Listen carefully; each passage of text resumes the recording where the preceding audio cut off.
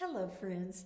This is Pastor Susana coming to you today with part 2 of my series on unforgiveness.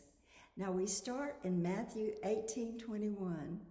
Then Peter came to him and said, Lord, how often shall my brother sin against me and I forgive him? Up to 7 times?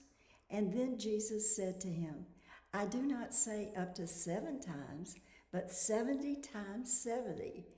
And began to tell the parable of the unforgiving servant, which I will paraphrase.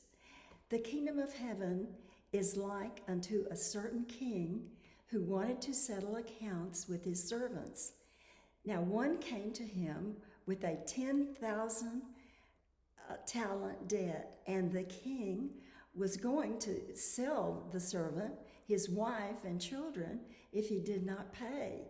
As it was impossible to pay because the debt was so large, the servant fell on his knees and begged the king to be patient with him until he could pay. And the king had compassion on him, and the king forgave all his debt. The servant who had been forgiven went out and found one of his servants who owed him a debt of 10 denarii, a very small debt. And when his servant begged for forgiveness of the debt, he refused and threw him into prison. Now when the king heard of this, he became so angry at his wicked servant and delivered him to the torturers until he could pay in full his original debt, which had previously been forgiven. Now Jesus said in Matthew 18:35, so my heavenly Father also will do unto you if each of you from his heart does not forgive his brother his trespasses.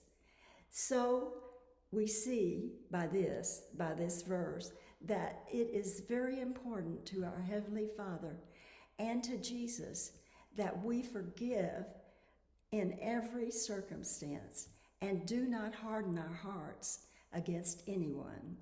Finally, I say to you, Selah, Selah, which is in Hebrew means pause and think about these things, which is at the end of many scriptures in the Psalms of King David. Bless you, my friends.